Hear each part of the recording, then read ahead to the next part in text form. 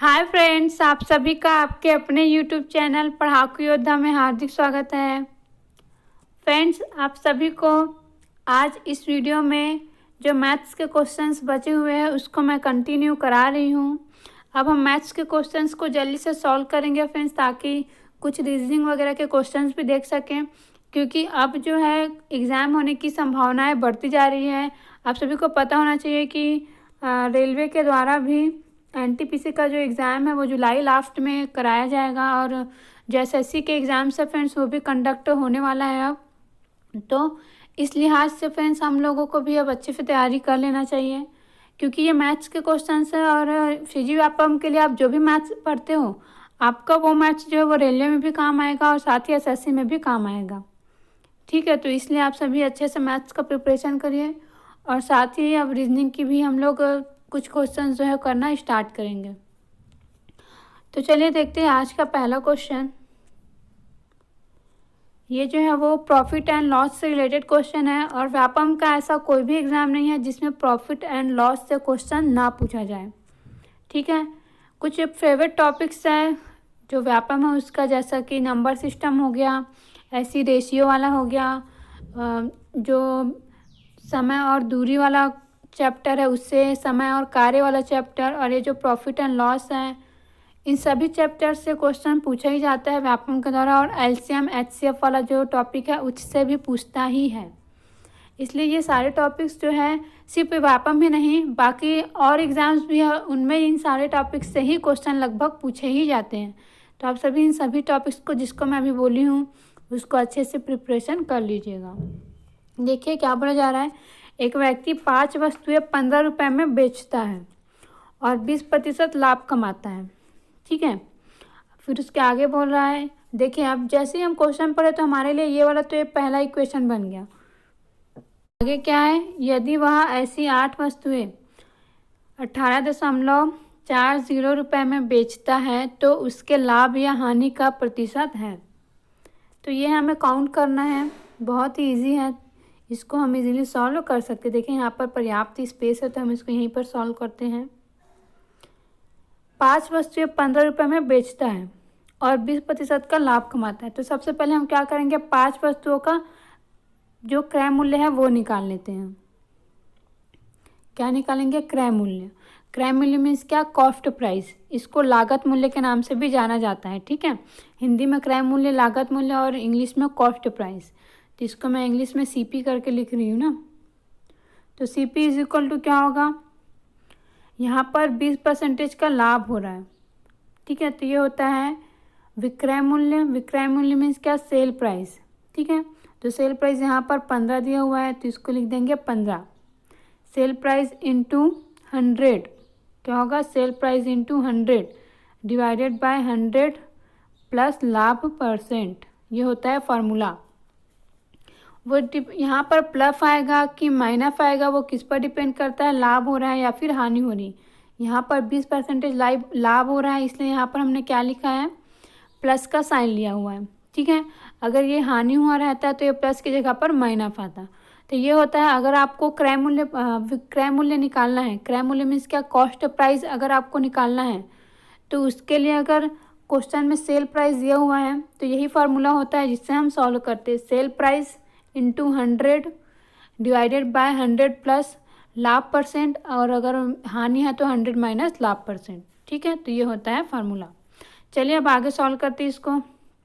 तो ये 15 प्लस 100 और नीचे में 8 कर देते हैं। 100 प्लस 20 करेंगे तो 120 आ जाएगा, और ये 0 से 0 कैंसल। ठीक है, 3 पंचे 15, 3 चौक 12, और इसको और डिवाइड करेंगे तो 2 पंचे 10 और 2 दूनी 4। तो मुझे यहाँ पर क्या मिला है, 5 और 5 के इंटू करेंगे। देखिए ये 5 है और यहाँ पर भी 5 है, इन दोनों का इंटू करेंगे तो 5 में 25 और नीचे में 2। तो ये क्या मिला मुझे, 5 वस्तुओं का क्रय मूल्य मिल गया। क्या मिल गया, 5 वस्तुओं का क्रय मूल्य 25/2। चलिए अब आगे। अब देखिए ये 5 वस्तुओं का क्रय मूल्य मिला था मुझे 25/2।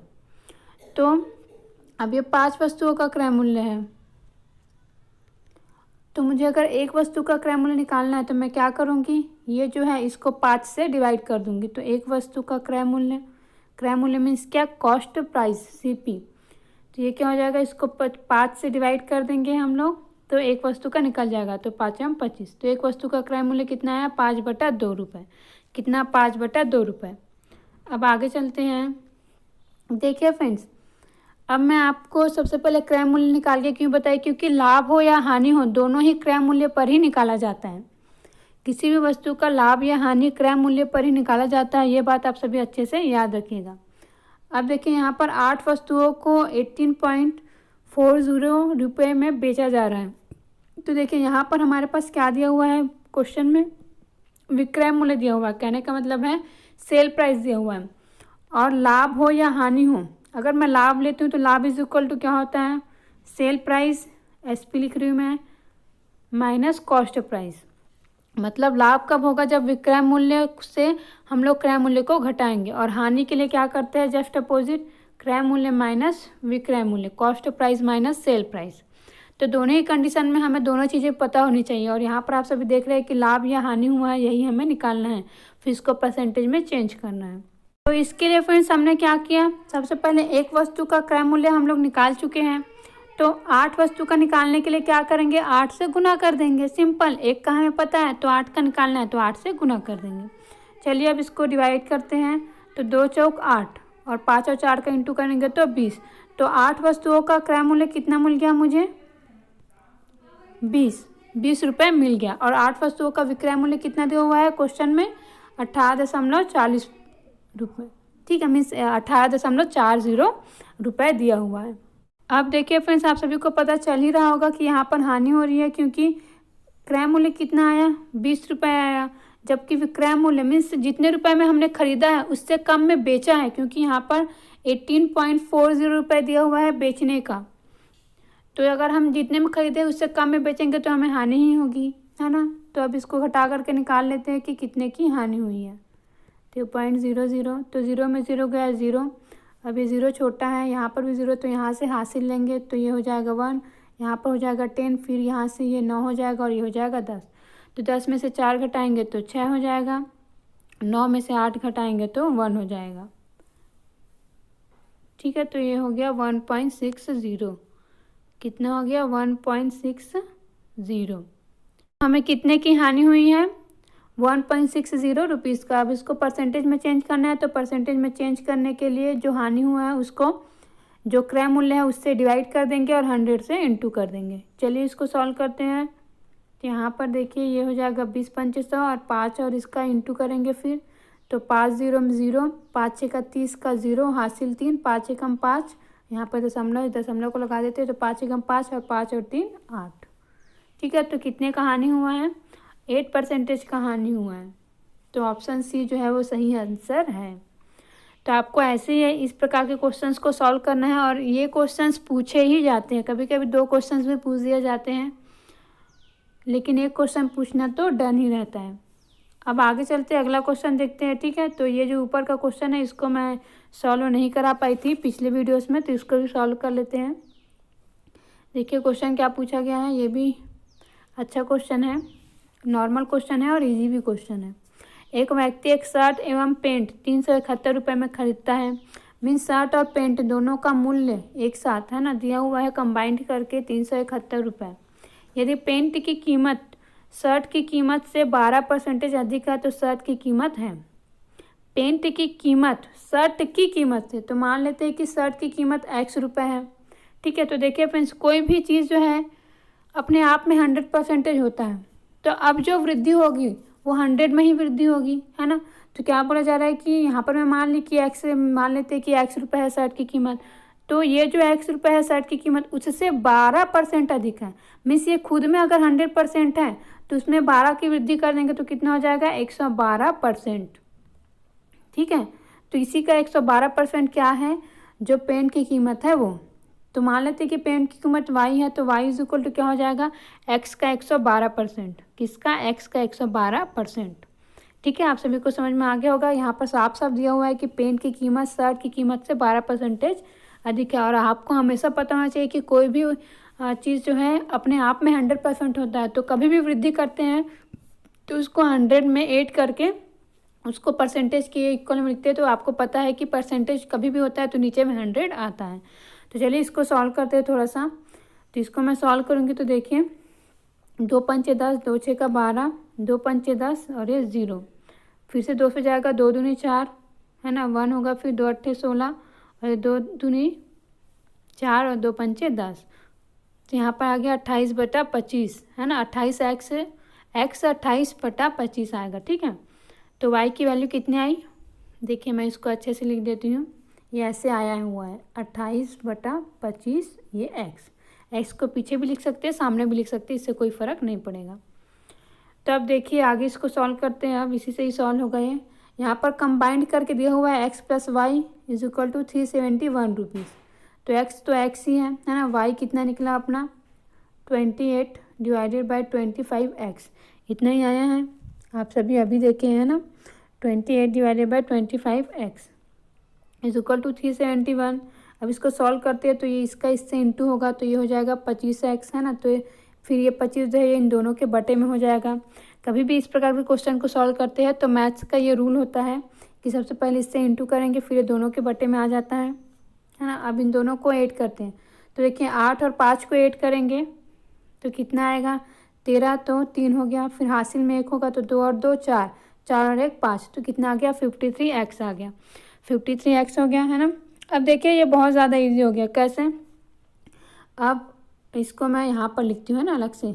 53x / 25 = 371 है। अब 53 से मुझे 371 को इंटू करना है। तो देखिए फ्रेंड्स, जो यहाँ पर 1 दिखाई दे रहा है, कभी भी आप डिवाइड करते हैं तो कुछ बातें आप ध्यान में रखते हुए डिवाइड करेंगे तो आपको बहुत ही बेनिफिट मिलेगा। यहाँ पर 1 है और 3 का ऐसा कौन सा पहाड़ा है जिसमें 1 आता है। 3 × 7 = 21, सिंपल है ना। तो डायरेक्टली 7 से इंटू कर देते हैं अपन। तो देखिए 3 × 7 = 21 का 1, हासिल में कितना चला जाएगा 2, फिर 7 से इंटू करेंगे इसका तो 7 पंचे 35, 35 और 2 34, तो आ गया उतना 371। तो इस प्रकार ये 53 से कितने बार में जाएगा 7 बार में। ठीक है, कितने बार में 7 बार में। तो यहाँ पर कितना बचा हुआ है अभी x / 25 बचा हुआ है। अभी इस 25 को इधर ट्रांसफ़र कर देते हैं तो 7 × 25 हो जाएगा। तो 25 का अगर मैं 7 से इंटू करती हूँ तो कितना आएगा 25 × 7 = 175। तो x की वैल्यू कितनी मिल जाएगी 175। ठीक है फ्रेंड्स, देखिए मैं यहाँ पर थोड़ा सा और बता देती हूँ। यहाँ पर था 53, इसको इधर लिख देते हैं। देखिए यहाँ पर था 53x / 25 = 371। तो 53 से ये 7 टाइम्स में गया। अब क्या बच गया x / 25 = 7। तो मुझे x की वैल्यू चाहिए तो मैं 25 को इधर ट्रांसफ़र कर दूँगी तो ये 25 से इंटू होगा। तो 25 × 7 करूँगी तो ये आ जाएगा 175। तो x की वैल्यू कितनी आई 175 रुपये, और यही हमें निकालना था। ठीक है, यही क्वेश्चन पूछा गया है कि सर्फ की कीमत कितनी है। तो सर्फ की कीमत को हम लोग क्या लिए थे x। तो हमारे क्वेश्चन का आंसर है ऑप्शन सी। कौन सा वाला, ऑप्शन सी। अब आगे चलते अगला क्वेश्चन देखते हैं। देखिए फ्रेंड्स, ये है अगला क्वेश्चन। अगला क्वेश्चन फ्रेंड्स, ये इस प्रकार के क्वेश्चन भी व्यापक में पूछे ही जाते हैं। ठीक है, क्षेत्रफल वगैरह से रिलेटेड। और ये सारे चैप्टर फ्रेंड्स आप सभी आयतन वगैरह वाला जो चैप्टर है वहाँ पर पढ़ेंगे है ना। जो घन है, घनाभ है, उधर वाला जो चैप्टर है उससे ये क्वेश्चंस उठाया जाता है। अब देखिए क्वेश्चन को पढ़ते हैं। ये क्वेश्चन बहुत ही इजी लेवल का क्वेश्चन है, आप सभी को बिल्कुल भी डिफ़िकल्ट नहीं लगेगा। और अधिकतर जब भी व्यापक के तौर इस प्रकार के क्वेश्चंस पूछे जाते हैं ना तो ऐसा ही जो फार्मूला बेस्ड क्वेश्चंस है ना वही पूछे जाते हैं अधिकतर। 1-2 क्वेश्चंस ही होते हैं जो थोड़ा सा दिमाग लगा करके उसको सॉल्व करना रहता है, बाकी ओनली फार्मूले में रखो और सॉल्व करो वाला ही सिस्टम चलता है। तो यहाँ पर क्वेश्चन दिया हुआ है 3 घनों, प्रत्येक का आयतन जो है वो कितना है 216 घन मीटर के बराबर है। ठीक है, ये जो 3 घन है उनके सिरों को जोड़ दिया जाता है तो परिणामी चित्र का पृष्ठीय क्षेत्रफल है। तो देखिए फ्रेंड्स, ये जो 216 घन मीटर ये आयतन है घन का, तो 216 जो है वो किसका क्यूब होता है 6 का। 6 का 36, 36 6 का 216। तो ये जो 6 है ना, जब इसका जो प्रत्येक घन है उसका आयतन जो है वो 216 है, मतलब ये जो 3 घन है उनका जो भुजा होगा वो किसके बराबर होगा 6 जो है 6 मीटर उसके बराबर होगा। ठीक है, ये कैसे पता चला? ये जो आयतन दिया हुआ है वहाँ से निकाले, क्योंकि आयतन क्या होता है? भुजा का क्यूब होता है, घन का आयतन। तो इसका मतलब उसकी भुजा क्या होगी? 6 मीटर होगा। तो देखिए यहाँ पर क्या बोला जा रहा है कि ये लीजिए, एक ले लिए, ये दूसरा ले लिए, अलग अलग से करती हूँ मैं, ये दूसरा ले लिए, अब ये तीसरा ले लिए। अब इन तीनों को जोड़ दिया जाता है और क्या बनाया जा रहा है? एक क्या बोलना चाहिए, जो भी बन रहा है उसको बनाया जा रहा है। मतलब क्वेश्चन में ऐसा नहीं बताया गया है कि घनाभ बन रहा है करके, हालांकि हमको पता चल रहा है, ये कोई जो डायग्राम है हम बना कर देख रहे तो कि ये जो है वो एक घनाभ बन रहा है तीनों को जोड़ने से।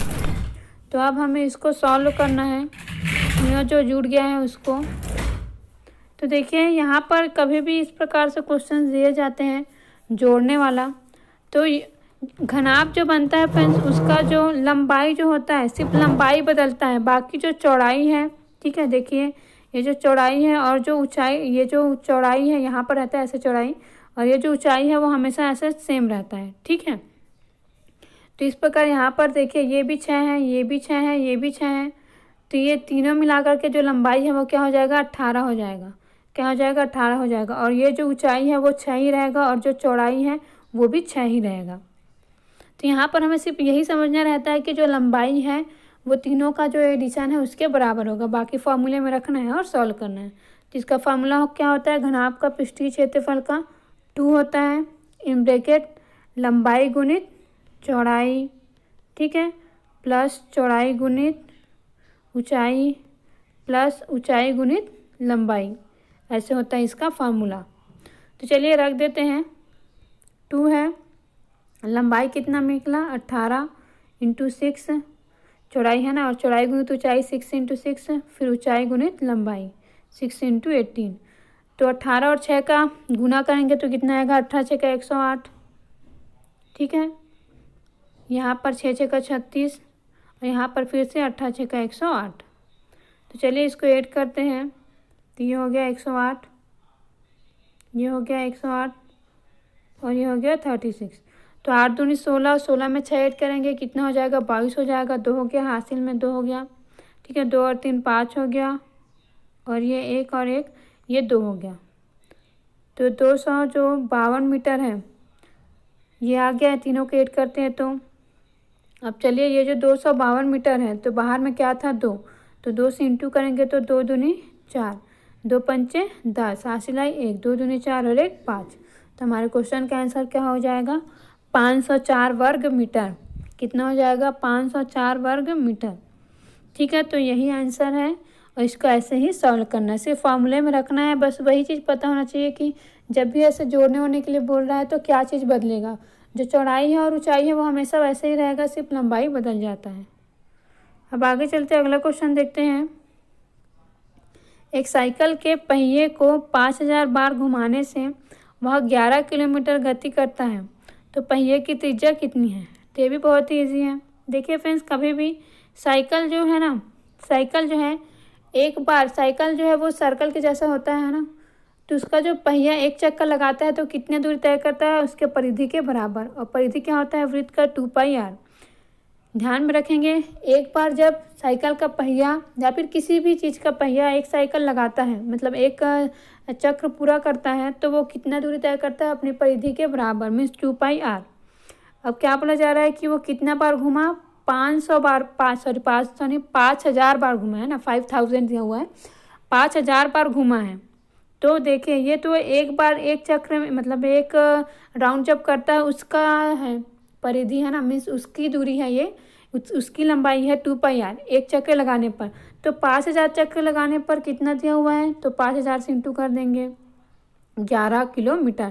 तो देखिए ये जो है ये मीटर में रहता है, जो परिधि है वो मीटर में रहता है। तो इसको ये जो किलोमीटर में दिया है इसको मीटर में चेंज कर देते हैं, तो 1000 से इंटू कर देंगे यहाँ पर, तो ये हो जाएगा 11000 मीटर।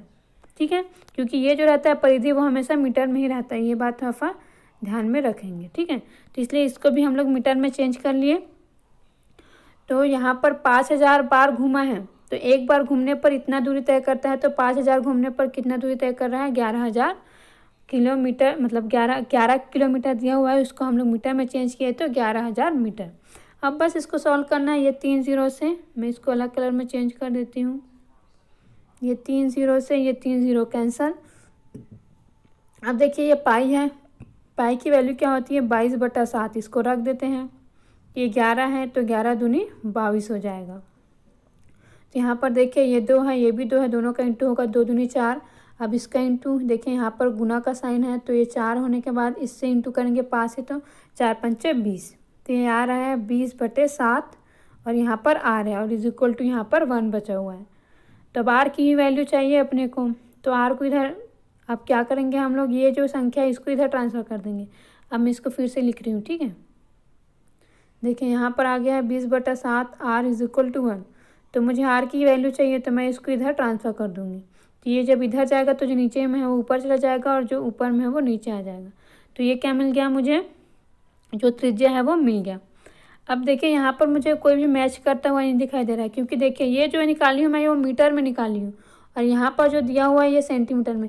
ये बहुत मैटर करता है, ठीक है। कभी भी आप जैसे कि टाइम एंड डिस्टेंस का भी क्वेश्चन सॉल्व करेंगे तो वहाँ पर किलोमीटर, मीटर, है ना, इन सब चीज़ों की बहुत ही वैल्यू होती है। अगर हम उसमें गलती करते हैं तो क्वेश्चन जो है उसका आंसर गलत हो जाता है। वैसे ये क्षेत्रफल वगैरह वाला जो आयतन वाला क्वेश्चन है उसमें सेंटीमीटर, घन मीटर, है ना, इन सब के बारे में हमें थोड़ा सा ध्यान में रखना पड़ता है। तो ये मीटर में है अभी 7/20 मीटर त्रिज्या। अब इसको सेंटीमीटर में चेंज करने के लिए 100 से इंटू कर देंगे। तो देखिए 20 पंचे 100 और 7 पंचे 35। तो हमारे क्वेश्चन का आंसर होगा ऑप्शन डी 35 सेंटीमीटर। तो एक एक करके एक एक स्टेप आपको सॉल्व करना है और इजीली सॉल्व हो जाता है। टाइम तो बिल्कुल भी नहीं लगता है। देखिए सामने वाला जो आपको समझा रहा है उसको सोच समझ के समझाना रहता है कि आपको कैसे समझाना है, क्या करना है, इसलिए थोड़ा सा टाइम लगता है। बाकी आप सॉल्व करेंगे, मैं खुद सॉल्व करती हूँ आप सभी को समझाने के लिए, थोड़ा सा भी मुझे टाइम नहीं लगता है ना। तो ऐसा बिल्कुल भी नहीं सोचेंगे कि टाइम लगेगा, बिल्कुल टाइम नहीं लगता है। आप खुद ही प्रैक्टिस कर सकते हैं, आपको खुद पता चल जाएगा कि आपको भी समय नहीं लगेगा। अब आगे देखते हैं अगला क्वेश्चन। देखिए फ्रेंड्स ये वाला क्वेश्चन, एक लंबवृत्तीय शंकु के वक्र पृष्ठ का क्षेत्रफल 2376 दिया हुआ है वर्ग सेंटीमीटर तथा उसकी त्रिज्या को चाहिए 18 सेंटीमीटर है। तो शंकु के आधार का व्यास है। तो देखिए यहाँ पर भी बहुत ईजी दे दिया गया है। अब शंकु के वक्र पृष्ठ का क्षेत्रफल क्या होता है, पाई आर एल होता है। एल क्या होता है, तिर्यक ऊंचाई होता है। आर क्या होता है, त्रिज्या होता है आधार का। पाई तो पता ही है आप सभी को, और इसकी वैल्यू कितनी दी हुई है 2376 वर्ग सेंटीमीटर दिया हुआ है। अब तिर्यक ऊंचाई की वैल्यू भी दे दी गई है, दिया गया है ना 18 सेंटीमीटर। तो यहाँ पर 18 सेंटीमीटर रख देते हैं हम लोग। अब पाई की भी वैल्यू रख देते हैं 22/7, ये सभी इंटू में है, ठीक है 22/7। अब इसको करते हैं सॉल्व, ठीक है, क्योंकि सॉल्व करेंगे तभी तो जल्दी से होगा। अब देखिए सॉल्व करने के लिए हम लोग क्या कर रहे हैं, ये कट गया है ना, फिर से लिखना पड़ेगा। देखिए कुछ नहीं था, ये 22/7, ये r cross 18 is equal to 2376। इसको मैं यहाँ से हटा देती हूँ, ये 2376 है। तो इसको 22 से डिवाइड करते थे, देखिए 22 हो गया इधर। तो 22 से कम 22 होगा सबसे पहले तो। उसके बाद देखें 22 से कम 22 करेंगे तो 23 में से 22 घटाऊंगी तो 1 बचेगा। 1 बचेगा तो उसके बाद 7 लिखेंगे, क्योंकि एक ही नीचे आता है। कभी भी सॉल्व कर, देखिए ये जो लॉजिक है मैं इसको थोड़ा सा समझा देती हूँ आप सभी को। क्योंकि यहाँ पर 22 से कम 22 आया है ना, इसके बाद अब 0 आएगा। अब कैसे आएगा देखिए, कभी भी मैनुअली हम लोग सॉल्व करते हैं, इसको मैं बता देती हूँ, फिर से हम लोग यहाँ आ जाएंगे ना। मैनुअली सॉल्व करते तो देखिए कैसे सॉल्व करते हैं। अब मैं लूँगी 2376, यहाँ पर लूँगी 22 से डिवाइड कर रही हूँ ना। तो देखिए 22 से कम 22 करूँगी मैं, तो ये बच जाएगा 1, ये 0। तो एक से ये जो 7 है वो खुद से ही आता है, ठीक है, उसके लिए कुछ नहीं करना पड़ता। लेकिन आप सभी देख रहे हैं कि ये 22 और ये 17 है और ये छोटा है, इसके लिए मुझे क्या करना पड़ेगा, फिर से 22 शून्य 0। तो अब क्या होगा, अब यहाँ पर ऐसे 0 0 होगा, फिर नीचे जाएंगे तो ये 7 लिखेंगे, फिर ये 6 जो है वो नीचे आएगा, ठीक है। अब ये इससे डिवाइड होगा 22 8 176, इसलिए यहाँ पर 0 आया है। ये थोड़ा जो डिवाइड करने का रूल है ना वो आप सभी को पता होना चाहिए, है ना, डिवाइड कैसे हो रहा है, कैसे कहाँ पर आएगा। नहीं तो आप डायरेक्टली 8 लिख देंगे और आपके क्वेश्चन का जो आंसर है वो गलत आ जाएगा या फिर सॉल्व ही नहीं होगा, हो सकता है आगे डिवाइड ही नहीं होगा। है ना। तो इस प्रकार के प्रॉब्लम्स आप सभी को फेस करने पड़ सकते हैं अगर आप थोड़ा सा भी चूक जाते हैं तो चलिए यहाँ पर क्या आ गया, 108 आ गया, है ना। तो देखिए यहाँ पर था 22/7 into r into 18 is equal to ये था, है ना। तो इससे जब मैं डिवाइड करी इसको तो यहाँ पर क्या बच गया मेरा, 108 बचा हुआ है। अभी मैं आपको सॉल्व करके दिखाई। अब 18 का पहाड़ा तो आप सभी को याद ही होगा ना, इसके टेबल में क्या होता है, 18 छक्का 108 क्या होता है, 18 छक्का 108 होता है। अब क्या करेंगे, आर की वैल्यू चाहिए अपने को, तो आर के नीचे में देखें यहाँ पर अभी 7 बचा हुआ है, तो ये वाला 7 हम इधर ट्रांसफ़र कर देंगे, तो ये हो जाएगा 6 इंटू 7, और 6 और 7 को इंटू करेंगे फ्रेंड्स तो क्या मिल जाएगा अपने को, 6 और 7 का इंटू करेंगे तो 6 सत्ते 42, ठीक है। तो आर की वैल्यू कितनी मिल जाएगी मुझे, आर इज इक्वल टू 42। लेकिन यहाँ पर तो व्यास निकालने बोला गया है, व्यास मीन्स आर का दुगुना, तो 2 से इंटू कर देंगे तो 84 सेंटीमीटर, कितना आया 84 सेंटीमीटर। तो हमारे क्वेश्चन का आंसर होगा ऑप्शन बी 84 सेंटीमीटर। तो इस प्रकार आपको ऐसे ही क्वेश्चंस को सॉल्व करना रहता है, सिर्फ फॉर्मूले में रखना रहता है, और व्यापम के ही क्वेश्चन पेपर्स है ये सारे, तो आपको समझ में आ रहा होगा कि कैसे आप सभी इसको सॉल्व कर सकते हैं। अब आगे आज का लास्ट क्वेश्चन देखते हैं, जो कि इंटरेस्टिंग क्वेश्चन है, थोड़ा सा आप सभी को मज़ा आएगा इसको सॉल्व करने में। बहुत इजी है, लेकिन ये क्वेश्चन को जब बच्चे सॉल्व करते हैं तो इसमें बहुत मिस्टेक करते हैं और क्वेश्चन का आंसर गलत करके आ जाते हैं। हालांकि इजी है, सिर्फ एड ही करना है, लेकिन इसमें भी थोड़ा सा हमको सोच समझ कर करना होता है ताकि हमसे कोई भी गलती ना हो और हमारे क्वेश्चन का जो आंसर है वो सही निकले। तो चलिए एक एक करके इसको सॉल्व करते हैं। देखिए यहाँ पर इसको सॉल्व करेंगे, नीचे से जाते हैं, तो सबसे पहले तो हम लोग इतने को सॉल्व कर लेते हैं, ठीक है। तो देखिए 3 दूनी 6 होगा, अब मैं इसको अलग से लिख देती हूँ ना, 2/3।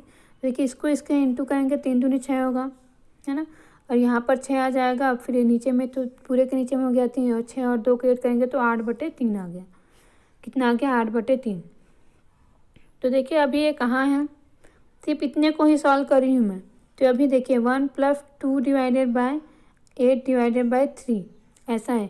तो कभी भी देखिए ये लंबा वाला है, ठीक है, छोटा वाला है, तो इसमें क्या होता है, ये जो 3 होता है नीचे का ये ऊपर चला जाता है, तो यहाँ पर ऊपर भेज देते हैं इसको 3 को, तो ये हो जाएगा 2 इंटू 2 से गुना हो जाएगा, तो यहाँ से हटा देते हैं, तो 2 तिया 6, तो हो गया 6। तो अब यहाँ पर देखिए ये 6 आ गया, तो फिर से इसको सॉल्व कर लेते हैं, तो 8 का इंटू होगा इससे, तो 8 एकम 8, फिर 8 और 6 8 होगा, तो 8 और 6 कितना होगा 14, तो 14 डिवाइडेड बाय 8 आया। और अभी कितना सॉल्व हुआ है, सिर्फ इतना, ठीक है, 14/8, और इतनी की वैल्यू कितनी मिली है मुझे, 14/8। अब देखिए तब ये 14/8 को कहाँ पर रखेंगे, यहाँ पर रख देते हैं, तो यहाँ पर देखिए 1 + 1 डिवाइडेड बाय ये होगा 14/8, ठीक है। अब देखिए यहाँ पर फिर से ये 8 जो है ये ऊपर जाएगा, तो यहाँ पर सिर्फ 1 है इसलिए ये 8 हो जाएगा डायरेक्टली, 1 से इंटू करेंगे तो 8 ही आएगा। तो फिर ये 14 का इंटू इससे होगा, फिर ये 14 और 8 8 होगा, तो कितना हो जाएगा 22। तो क्या मिल गया मुझे, 22/14 मिल गया, क्या मिल गया 22/14। अब अभी कितना सॉल्व हुआ है, अभी इतना सॉल्व हुआ है 22/14, ठीक है। अब इसको लेंगे हम लोग, तो यहाँ पर देखिए फिर से क्या होगा, अब मैं इसको हटा रही हूँ, ठीक है, जितना सॉल्व कर रही हूँ इसको, क्योंकि अब स्पेस नहीं रहा। और यहाँ पर आए हैं हम लोग ना, याद रखेंगे यहाँ पर। अब क्या बचेगा, 1 + 1 डिवाइडेड बाय 22/14, तब ये 14 फिर यहाँ पर जाएगा, तो ये हो गया 14, 1 से इंटू करेंगे तो 14 ही आएगा। फिर 22 से इंटू करेंगे 1 का फिर से यहाँ पर, और 22 और 14 को ऐड करेंगे तो देखिए 4 2 6, 1 और 2 3, तो 36 आया, 36 डिवाइडेड बाय 22, ठीक है। तो अब इतना सॉल्व हो गया, 36 डिवाइडेड बाय 22। अब आगे देखेंगे, 36 डिवाइडेड बाय 22 हो गया है, तो यहाँ पर अब डायरेक्टली ये वाला सॉल्व होगा। नीचे में यहाँ पर किसकी वैल्यू आएगी, 36 डिवाइडेड बाय 22, तो इसको फिर से लिखते हैं, मुझे फिर से हटाना पड़ेगा। तो अब ये लास्ट है 1 + 1 डिवाइडेड बाय 36 डिवाइडेड बाय 22, तो ये 22 फिर से ऊपर जाएगा, ठीक है। तो ये 1 + 22 डिवाइडेड बाय 36, अभी 36 फिर से इधर जाएगा। एक काम करते हैं, पहले इसको डिवाइड कर लेते हैं, है ना, इधर उधर ले जाने की ज़रूरत नहीं। तो ये डिवाइड होगा पहले 2 से, 2 एकम 2, 2 एकम 2, 2 एकम 2, 2 अट्ठे 16।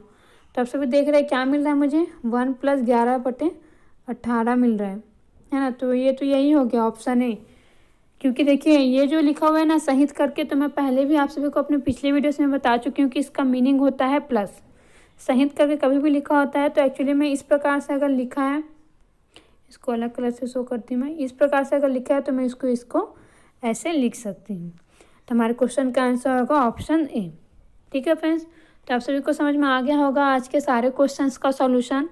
अगर कोई भी डाउट आया हो तो बेशक कमेंट करिएगा, और जो नए बच्चे हैं वो हमारे यूट्यूब चैनल को सब्सक्राइब ज़रूर करिएगा, और शेयर तो ज़रूर किया कीजिए फ्रेंड्स आप सभी, क्योंकि जितने लोगों को आप शेयर करेंगे, जितने ज़्यादा लोगों के ये काम आएगा, उतना ही ज़्यादा हमारे लिए अच्छा होगा। क्योंकि हम चाहते हैं कि छत्तीसगढ़ के सभी बच्चे मैथ्स में अच्छे से स्ट्रांग हो जाए, ताकि बाहर के जो लोग हैं छत्तीसगढ़ में अच्छे अच्छे पोस्ट पर चले जाते हैं, उनकी जगह पर हमारे राज्य के अपने लोग आए। क्योंकि देखिए फ्रेंड्स, यहाँ मैथ्स में अगर हम देखें, अधिकतर बच्चे जो हैं वो मैथ्स को ज़्यादातर सॉल्व नहीं कर पाते हैं, या फिर उनको अच्छा टीचर नहीं मिल पाता है, इसलिए नहीं सॉल्व कर पाते हैं।